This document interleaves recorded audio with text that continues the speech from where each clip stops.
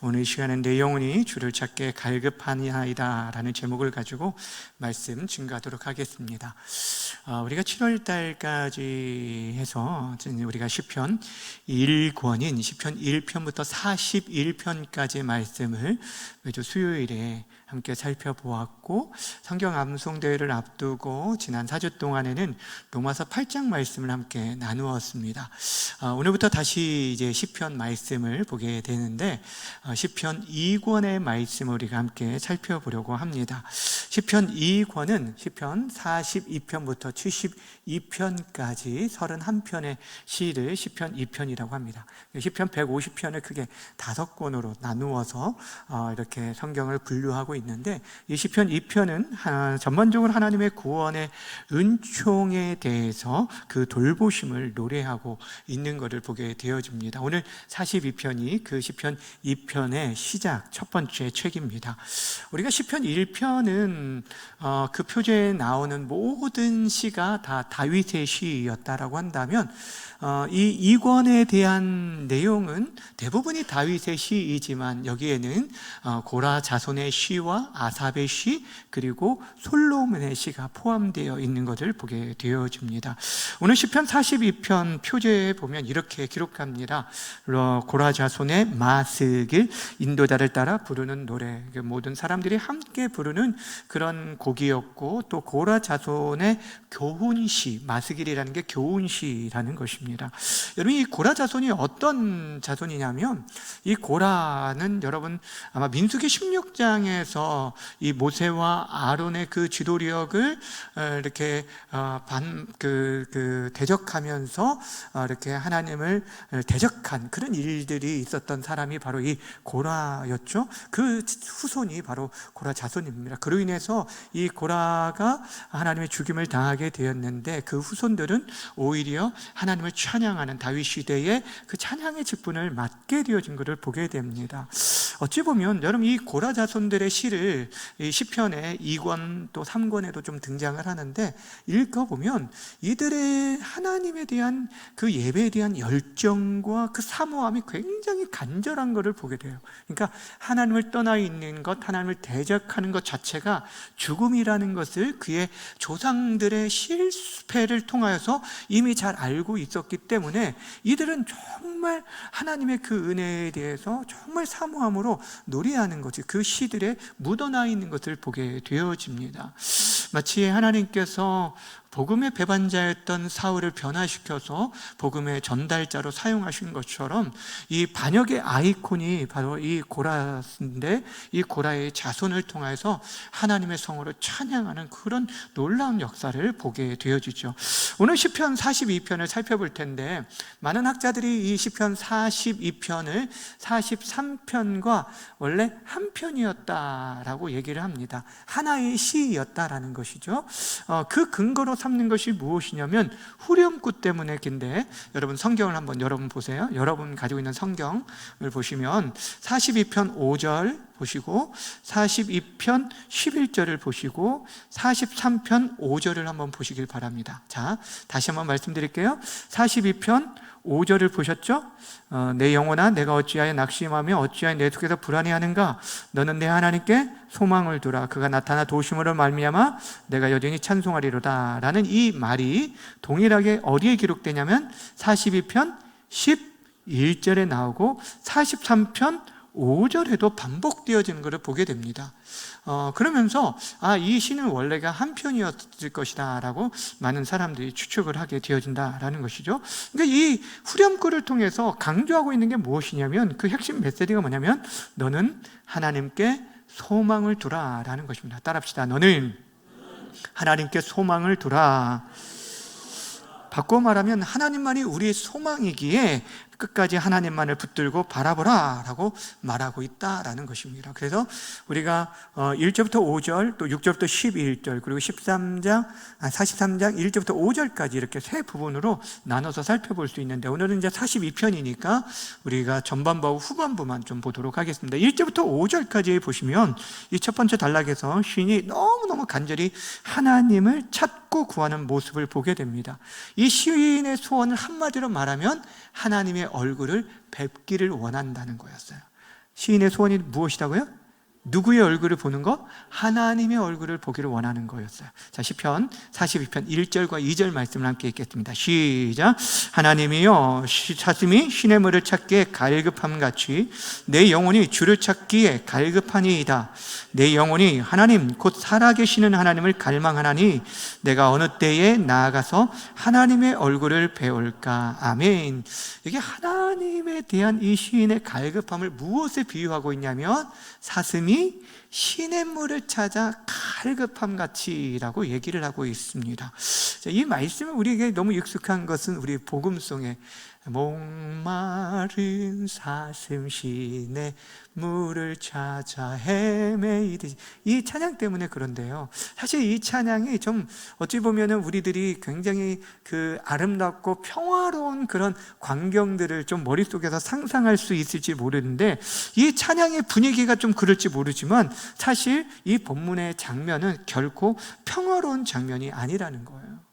동물 가운데 갈증을 가장 많이 는 동물 중에 하나가 이 사슴이라고 말을 합니다. 사슴이 지금 물을 찾는 것은 어떤 거냐면, 지금 물을 마시지 못함으로 인해 굉장히 고통스러운 가운데 그렇게 갈급함으로 혀가 바짝바짝 마르고 갈라진 상태에서 지금 뛰며 찾고 있는 거예요.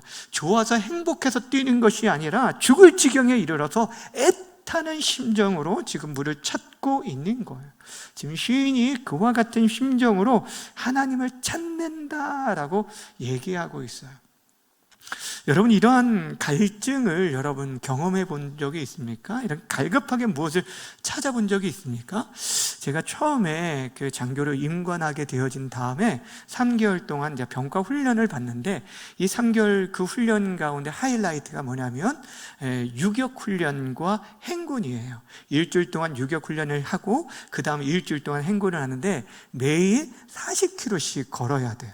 그러니까 산을 넘고 뭐 하면서 이렇게 그 지도를 쫓아서 보고 우리가 이제 걸어가야 하는데, 그때 이제 여러분 알고 있는 수통이 있잖아요.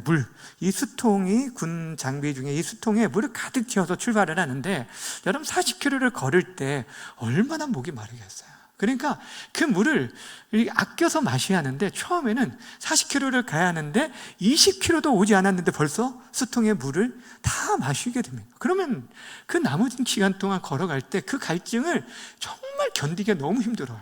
근데 이제 가끔 이제 동료 중에서 물을 잘 안 마시는 친구들이 있어요. 그러면 가서 물 한 모금만 하면서 물동량을 하면서 겨우겨우 견디었는데, 한 번은 어떠했냐면 길을 가는데 물통에 이제 수통에 물은 다 떨어졌는데 이게 또랑물이 있어요. 도랑물이 쭉 흐르는데 이게 막 이렇게 저희 동료들이 이제 밟고 지나가잖아요. 밟고 지나가면 그건 깨끗한 물이 아니잖아요. 근데도 불구하고 물이 없는 상태에서는 어떻게 하면 그 수통을 그냥 열어가지고 그거를 물을 딱 떠가지고 그냥 들이켜 마시게 되는 거예요. 마시면 안 되는데도 불구하고, 근데 그 물이 그 지저분하고 어떤 물인 그런 생각하지 않는 거예요. 너무너무 맛있다라는 느낌을 경험해 본 적이 있어요. 여러분, 지금 시인이 하나님을 그러한 갈증 가운데 어떻게든 하나님을 찾고자 하는 그런 갈급함으로 나아가는 것을 보게 됩니다. 근데 특별히 그가 찾고 있는 하나님은 어떤 하나님이라 말하냐면 살아 계시는 하나님이라고 말을 하는 것을 보게 되어집니다. 과거 자신의 삶에 역사하셨던 하나님뿐 아니라 지금도 여전히 살아 역사하셔서 자신의 인생을 도우실 수 있는 하나님께 구하는 것을 보게 되죠. 지금 하나님의 얼굴을 뵙기를 원한다라고 했는데, 여러분 구약 성경에서 대체적으로 하나님의 얼굴을 본다라는 것은 어떤 의미입니까? 죽음을 의미합니다. 거룩하신 하나님을 죄인된 인생이 보는 순간, 이거는 여러분 어둠에 있는 인생이 빛을 보는 것과 마찬가지로 그냥 소멸하게 되어지는 거죠.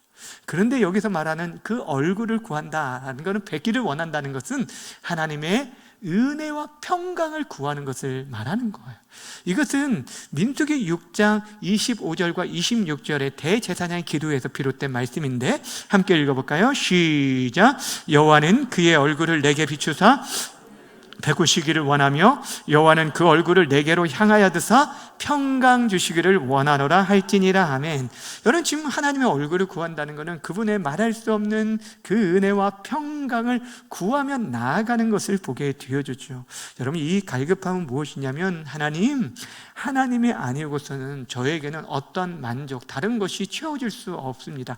하나님 없으면 전 지금 죽습니다 라는 것을 말하고 있는 것이에요. 그래서 하나님의 은혜와 평강을 구하고 있는 것입니다. 여러분, 우리들이 그런 얘기를 가끔 하잖아요. 내가 저것만 있으면 죽어도 좋다라는 얘기를 해요. 솔직히 그거 있으면 죽어도 좋다, 죽으면 안 되잖아요. 근데 뭔가를 진짜 원할 때, 내가 이것만 이루어지면 죽어도 좋다라는 얘기를 합니다. 근데 각자가 그렇게 갈급하게 찾는 것이 다를 수가 있습니다. 정말 이렇게 입시생들에게 있어서는 스카이, 그 명문대에 들어갈 수만 있다면 하고 말을 하겠고, 또 불치병에 있는 사람에게 있어서는 신약이 발견돼서 이 치료의 길이 열릴 수만 있다면, 물질로 곤고한 가운데 있는 인생들이 인생 역전이라고 부르는 로또에 당첨될 수만 있다면 하면서 각자의 갈증들에 대한 그런 갈급함이 있을 수가 있죠. 근데 여러분, 막상 그것이 여러분의 채워졌다라고 한다면 다른 그런 갈증이 정말 없을까요? 정말 그것으로 인해서 참된 만족감과 행복감과 기쁨과 평안으로 살 수 있을까요? 그렇지 않다라는 거죠. 그러니까 우리들이 그 모든 것들을 가져보지 않았기 때문에 모른다라고 할 수 있지만, 근데 성경에서 실제로 그 모든 것을 가져본 사람이 있어요. 누굴까요? 솔로몬 왕입니다. 그런데 그 솔로몬 왕이 뭐라고 말을 했냐면, 그의 인생 후반에 노년에 헛되니 모든 것이 헛되도다. 바람을 잡는 것처럼 헛될 뿐이다 라고 얘기를 하고 있어요. 그러니까 하나님에 빠진 인생 속에서는 그 어떤 만족이 없습니다. 파스칼이 말한 것처럼 우리 영혼은 하나님 외에는 채울 수 없는 빈 공간이 있기 때문에 하나님이 채워줘야만이 만족을 누릴 수 있다라는 것입니다. 여러분, 지금 시인이 이렇게 하나님을 간절히 구할 수밖에 없었던 그 이유가 있었습니다. 왜냐하면 자신의 삶 속에 지금 하나님의 부재의 상황, 하나님이 전혀 보이지 않는 상황을 경험하고 있었기 때문이었어요. 자, 3절 말씀 함께 볼까요? 시작. 사람들이 종일 내게 하는 말이 내 하나님이 어디 있느냐 하오니 내 눈물이 주야로 내 음식이 되었도다. 아멘. 하나님이 전혀 계시지 않는 듯한 그런 부재의 상황, 정말 하나님이 계시다면 어떻게 이런 일이 내 삶에 일어날 수 있을까? 정말 어떤 때는 도저히 이해도 납득도 용납도 되지 않는 그런 일들이, 고난의 현장들에 서 있을 때가 있다라는 것이죠. 오늘 이 시인이 구체적으로 어떤 어려움 가운데 있었는지는 우리가 알지 못하지만, 그 어려움 가운데 있을 때 주변의 사람들이 그래도 조금만 더 참자, 기다려봐라, 소망의 빛이 있을 거야 라고 말해주는 것이 아니라 도리어 뭐라고 얘기하냐면, 내가 믿는 하나님이 어디 있느냐, 그런 가운데서도 너가 끝까지 믿음을 지킬 것이냐, 그분이 계시기는 하느냐라고 하면서 조롱하고 있다라는 거예요. 자신의 고통의 시간에 자신이 믿고 기다리는 하나님에 대해서 그분이 계시다면 어떻게 이런 일이 일어날 수 있느냐라고 하면서 비난하는 자들이 있다라는 거예요. 근데 그때에 내 지금 비참한 현실과 상황에 뭐라고 대답할 말이 없어요. 너 하나님 믿는다고 하는데 왜 네 삶은 믿지 않는 우리 형제들에 비해서 이렇게 공고함, 그렇게 고통의 삶을 사느냐라고 말할 때 아무런 설명할 말이 없어서 그냥 눈물을 흘리며 지낼 수밖에 없는, 그래서 그 눈물이 주야로 자신의 음식이 되었다라고 말하고 있는 것을 보게 됩니다. 여러분, 이 상황이 얼마나 지금 고통스러운 상황이었지 여러분 조금 짐작이 가십니까? 그때 이 어려움 가운데서도 이 시인은 잠시나마 과거에 자신이 성일에 하나님 앞에 나와서 예배했던 그 기쁨과 즐거움의 찬양을 불렀던 때를 추억하며 기억하게 됩니다. 예배했던 시절, 그 다른 사람들을 함께 이끌어서 예배했던 그 즐거움들, 그런데 그나마 지금은 그것들을 못하기에 그 기억이 오히려 자신의 마음을 상하게 하였다라고 말하고 있는 것을 보게 되죠. 자, 보세요. 지금 이 시인이 겪고 있는 상황을 다시 한번 생각해 보세요. 그의 상황이 지금 하나님이 전혀 보이지 않는 상황입니다. 그러니까 주변에 있는 사람이 뭐라고 하냐면, 네가 믿는 하나님이 어디 있냐, 네 하나님이 어디 있느냐라고 지금 조롱하고 있는 거예요. 지금 하나님의 얼굴을 정말 간절히 구합니다. 하나님을 찾습니다. 그 얼굴을 뵙기를 간절히 원하고 있습니다. 그럼에도 불구하고 자신은 하나님이 있어야만 살 수 있을 것 같은데도 불구하고 그 마음 가운데는 낙심이 될 수 있어요. 불안해할 수가 있어요. 정말 하나님이 나를 이렇게 내버려 두신 것인가? 나를 떠나신 것인가? 하면서 나의 삶에 함께 하시는 것일까? 하며 그것을 의심하고 그렇게 갈등할 수 있다라는 거예요. 여러분, 우리가 믿음을 지키며 살아간다는 게 사실 정말 이러한 모습을 그대로 보여주고 있잖아요. 어찌 보면 이 성경이 얼마나 정직하게 우리 영혼을 그대로 들여봐 보여주는지, 여러분, 우리들 가운데 사실 한 번도 흔들리지 않고 살아가는 인생이 어디에 있습니까? 천국과 지옥을 오갈 때가 하루에도 수십 번, 수천 번이 될 수도 있다라는 것이죠. 그런데도 불구하고 그는 그의 영혼에게 지금 이렇게 선포하고 있는 거예요. 5절 말씀 함께 읽겠습니다. 시작. 내 영혼아, 내가 어찌하여 낙심하며 어찌하여 내 속에서 불안해하는가? 너는 하나님께 소망을 두라. 그가 나타나 도우심으로 말미암아 내가 여전히 찬송하리로다. 아멘. 그 지금 누구에게 얘기하냐면 다른 사람에게 아니에요. 내 마음에 지금 낙심되어지고 지금 어떤 가운데 있냐면 불안해하고 있어요. 그래서 뭐라고 말하냐면, 내 영혼아, 내 영혼에게 얘기하는 거예요. 내가 어찌해서 지금 낙심하느냐, 내가 어찌해서 내 속에서 불안해하는가 라고 얘기를 합니다. 지금 그가 살아계신 하나님을 구하고 찾고 있는데 왜 지금 낙심하느냐고, 왜 지금 불안해하느냐고 자신의 영혼에게 얘기하고 있는 거예요. 그러면서 그 스스로에게 아주 선포하며 나아가고 있는 거예요. 너는 하나님께 소망을 두라. 하나님만을 바라보라는 거예요. 하나님만이 나의 유일한 소망 되심을 끝까지 선포하고 있는 거예요. 왜 그렇게 지금 얘기하고 있는 이유가 있습니다. 뭐라고 말하냐면, 왜 그렇게 얘기합니까? 그가 나타나 도우심으로 말미암아 내가 여전히 찬송하리로다. 이게 무슨 말이냐면, 하나님께서 반드시 나타나 도와주실 것이기에 나는 여전히 그 하나님을 믿고 찬양하겠다는 거예요. 이전에 하나님을 찬양했는데 지금 공고하고 전혀 하나님이 보이지 않는 상황에서도 나는 여전히 하나님을 찬양하겠다라고 얘기하는 거예요. 왜냐하면 하나님께 반드시 나타나 도와주실 것이기 때문이라는 거예요. 여러분, 우리가 코로나를 보냈던 시절에 참 정말 우리가 함께 예배할 수 있는 날들이 좀 올까? 라는 그런 생각을 초반기에는 많이 했어요. 왜냐하면 상황들이 점점 어려워진 가운데, 처음에는 여기에서 본당에서 40명이 예배했다가 20명이 예배했다가 또 한 명도 예배하지 못하게 했다가 이런 시간들을 보낼 우리가 시절들이 있었잖아요. 그럼에도 불구하고 여전히 우리가 있는 자리에서 하나님 찬양하고 예배했던 건 무엇입니까? 하나님이 살아계심을 믿기 때문이잖아요. 하나님께 소망을 두는 거예요.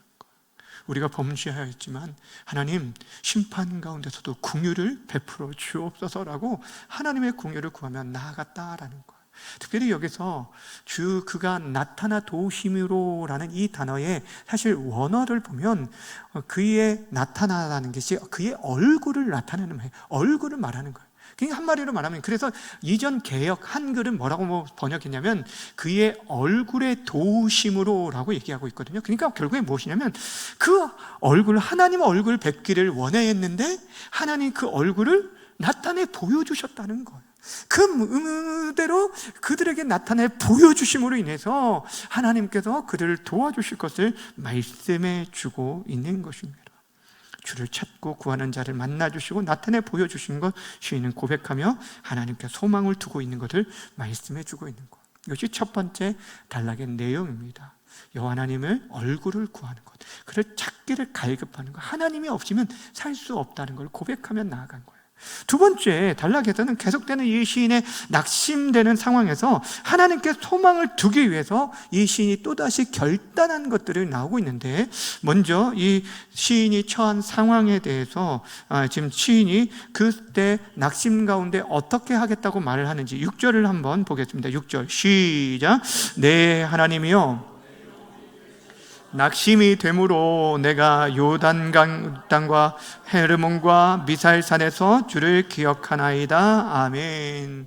자신의 속에서 낙심된 그런 상황으로 인해서 지금 절망하고 있는데, 그런데 이전에 자신을 만나주신 하나님, 그 만나주신 이를 기억하겠다라고 얘기하고 있어요. 이전에 하나님께서 그 인생 가운데 찾아오셔서 그 예배 가운데 만나주셨던 그 은혜들, 그 곤고한 가운데서도 하나님께서 여전히 함께했던 그 은혜들을 기억하겠다라고 말합니다. 여러분, 성경이 우리에게 계속해서 말하는 게 그것이죠. 하나님과 그분의 말씀을 기억하라라는 것은 결국에 우리로 하여금 낙심된 가운데 일어날 힘이 우리에게 있는 것이 아니라 누구에게 있다는 걸 말하냐면 하나님과 그분의 변하지 않는 약속의 말씀이 있다는 것을 우리에게 말해주고 있는 거예요. 그가 그 낙심된 지금의 상황을 7절에서 말해주고 있고, 그리고 주를 만났을 때 기억을 바탕으로 해서 그의 결단이 8절에서 소개해주고 있습니다. 먼저 그가 처한 상황 7절에서 보면 폭포 소리와 같이 깊은 바다에서 서도 부딪힌다라고 얘기하고 있는데, 여러분, 큰 폭포에서 물이 떨어지면 여러분 그 밑에서 막 끊임없이 물이 떨어지는, 그러니까 여러분 이게 무엇을 말하냐면 어렵고 힘든 일들이 계속 되어지는 것을 말하고 있네요. 끊이지 않게 막 위에서 떨어지는 것은 그런 느낌을 받는 것이고, 더 나아가 거기서 그치지 않고 파도와 물결이 자신을 휩싸았다라고 말합니다. 그것이 파도와 물결이 자신을 덮어버렸다는 거예요. 그것이 파도가 자신을 뒤엎어서 여러분 일어날 수 없는, 아무리 수영을 잘하는 사람도 도저히 빠져나올 수 없는 그런 상황, 한마디로 지금의 상황은 죽음에 처할 수밖에 없는 상황을 말하는 거예요. 그에게 기다리고 있는 것은 죽음이라는 결론뿐이라는 것입니다. 그런데 불구하고 그가 무엇을 하게 되냐면, 이전에 예배 가운데 만나주신 하나님, 낮에는 인자함으로 또 밤에는 또 그의 입술에 찬양의 고백을 주신 그 하나님께 기도하겠다라고 얘기하고 있는 것을 보게 됩니다. 여러분, 지금 끊이지 않는 고통, 자신을 지금 파멸에 이끄는, 죽음으로 이끄는 그런 거센 파도와 물결이 일으키는데도 불구하고 그는 무엇을 결단하면 기도하기를 결단하는 모습을 보게 됩니다. 8절 말씀 함께 읽겠습니다. 시작. 낮에는 그의 인자함을 베푸시고 밤에는 그의 찬송이 내게 있어 생명의 하나님께 기도하리로다. 아멘. 지금 어떤 하나님께 기도한다고 말합니까? 생명의 하나님. 죽음에 처해 있는 그런 절망적인 상황 속에서 그 모든 것들을 역전시키실 수 있는 생명의 주권자 되신 하나님께 지금 간구하고 있는 것을 보게 되어집니다. 신이 여러분 지금 이렇게 간구할 수 있었던 이유가 무엇일까요? 지금 자신을 덮고 있는 파도와 물결을 향해서도 7절에 뭐라고 얘기하냐면 나의 주의 파도라고 얘기하는 것들을 보게 됩니다. 7절 마지막에 보면 주의 모든 파도와 물결이 나를 휩쓸었나이다. 그 모든 것도 지금 누구에게 속했다고 말하냐면 주님께 속하였다라고 얘기를 합니다. 다시 말하면 하나님의 절대 주권 아래에 있다는 것을 믿었기 때문에 그 모든 해결책도 누구에게 있다는 거예요? 하나님께 있음을 믿었다라는 것이에요. 사랑하는 여러분, 그의 간구를 우리가 주목해 봐야 할 이유가 있습니다. 그럼 그가 이제 기도했는데 그 기도의 내용이 2절, 9절과 10절에 나오거든요. 근데 이 기도를 우리가 잘 주목해 봐야 돼요. 시편의 말씀 속에서 제가 여러 번 강조하는 게 바로 여기에 있습니다. 우리의 간구가 정말 하나님 앞에서 내가 좀 괜히 아닌 것처럼, 나의 어떠한 허물들도 살짝 감추고 괜찮은 것처럼 포장하고 내가 지금 너무 힘들고 어려운데도 아닌 것처럼, 여러분 우리가 그렇게 말하지 말라라는 거예요. 있는 모습 그대로 우리 아픔과 상처들을 하나님 앞에 그대로 아래에 있는 모습 고상하게 포장하지 않았어요. 아무렇지 않은 채 기도하지 않았다는 거예요. 숨김없이 자신의 그 감정을 그대로 탄식하며 구하는 모습을 보게 됩니다. 9절과 10절 말씀 함께 읽어볼까요? 시작. 내 반석이신 하나님께 말하기를 어찌하여 나를 잊으셨나이까? 내가 어찌하여 원수의 압제로 말미암아 슬프게 다니나이까 하리로다. 내 뼈를 찌르는 칼같이 내 대적이 나를 비방하여 늘 내게 말하기를 내 하나님이 어디 있느냐 하도다. 아멘. 이번에는 하나님 앞에서는 생명의 하나님이라고 말하고 내 반석이신 하나님이라고 얘기합니다. 반석이신 하나님. 흔들릴 수밖에 없고 불안할 수밖에 없고 낙심될 수밖에 없는데, 그런데 흔들리지 않는 그 반석 대신 주님께 내가 지금 기도한다라는 거예요. 나는 흔들릴 수밖에 없지만 하나님은 흔들리지 않고 그분의 말씀은 영원히 변함이 없기에 그 말씀 대신 주님 앞에 기도하는 것을 보게 됩니다. 뭐라고 기도합니까? 하나님, 어찌해서 나를 잊으셨습니까? 하나님, 정말 저를 잊으시는 것입니까? 왜 나에게 이런 고통이 있습니까? 이 원수들이 나를 지금 애워싸 짓누르는 이 슬픔의 나날을 지금 보내고 있는데 왜 하나님 방관하십니까? 하나님, 지금 어디 계십니까? 라고 지금 간구하고 있는 거예요. 여러분, 때로는 이런 기도를 해보신 적이 있으신가요? 정말 절망적인 그런 상황 가운데 우리가 예수를 주로 믿고 고백하며 살아가는 데 있어서도 우리가 정말 감당할 수 없는 일들, 왜 이런 일들이 우리의 가정에, 우리의 삶 속에 일어날까 이해할 수 없고 납득되어지지 않는 이런 상황들을 만날 때마다 여러분, 우리들이 이런 탄식을 할 수 있지 않을까요? 여러분, 이런 하소연과 탄식은 불신앙적인 기도가 결코 아님을 기억하셔야 돼요. 이전에 우리가 살펴봤던 시편 22편이 메시아시라고 얘기했는데, 다윗이 자신의 그 고통스러운 상황을 하나님 앞에서 이렇게 간구를 했습니다. 시편 22편 1절과 2절 말씀을 함께 읽어보겠습니다. 시작. 내 하나님이여, 내 하나님이여, 어찌 나를 버리셨나이까? 어찌 나를 멀리하여 돕지 아니하시오며 내 신음소리를 듣지 아니하시나이까? 내 하나님이여, 내가 낮에도 부르짖고 밤에도 잠잠하지 아니하오나 응답하지 아니하시나이다. 아멘.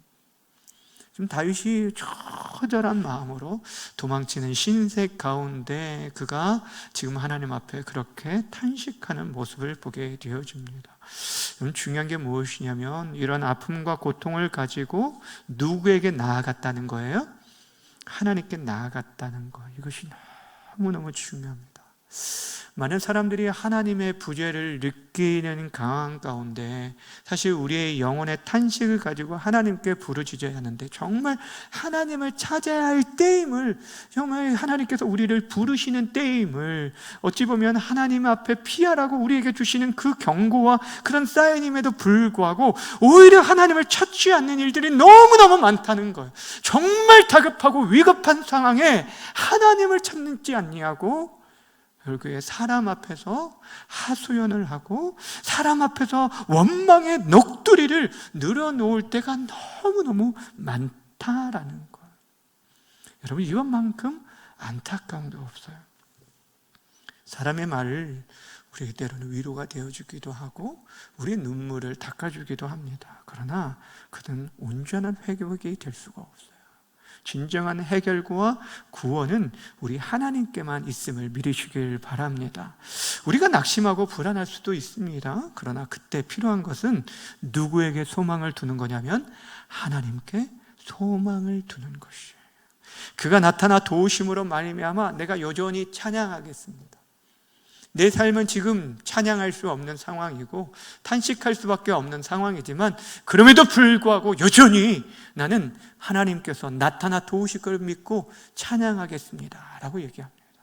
근데 오늘 본문에 보면 그 후렴구 5절과 11절이 비슷하지만 약간 다르게 기록된 것을 보게 됩니다. 원문을 보면 딱 한 단어가 다른데 어떤 단어가 삽입되냐면 원어에는 내 하나님이라는 엘로힘이라는 단어가 포함되어져 있어요.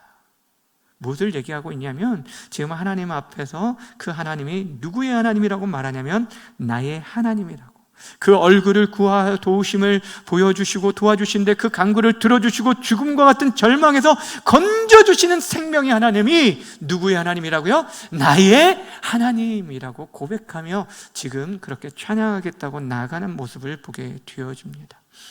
주 안에 사랑하는 여러분, 우리 삶에도 낙심과 불안과 하나님의 부재를 만나게 되어질 때가 있습니다. 그럴 때 우리가 해야 할 일이 있어요. 하나님께 소망을 두고 살아가는 것, 여전히 하나님을 찬양하는 것. 힘들 때 피하는 것이 아니라 하나님을 찬양하기 위해 여전히 예배의 자리를 찾고 기도의 자리를 찾고 곤고한 가운데서도 중단하지 아니하고 여전히 하나님께 나아가는 것. 하나님을 찾기에 갈급한 그 얼굴을 구하며 나아가는 인생들, 그 얼굴을 구하며 그것이 나의 인생의 가장 큰 갈망이 되어주는 것. 내가 다른 어떤 것을 얻는 것보다, 이 세상 그 어떤 것보다 주 예수보다 귀한 것이 없다라고 우리의 입술로 찬양으로 끝나는 것이 아니라 정말 우리의 인생 속에서 그렇게 매 순간 하나님을 구하며 살아가는 것. 하나님, 나에게 지금 이것이 없습니다. 나에게 물질이 없습니다. 나에게 건강이 없습니다.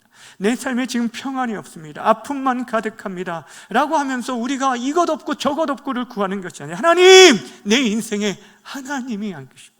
하나님이 필요합니다. 하나님, 내 가운데 임하여 주시고 나를 만나 주시옵소서라고 간구하시기를 바랍니다. 여호와를 가까이 하는 자에게 복이 있다라고 말씀하신 것처럼 그의 얼굴을 구하는 자에게 그 얼굴을 향하여 비추시심으로 인해서 은혜와 평강을 베풀어 주실 것입니다.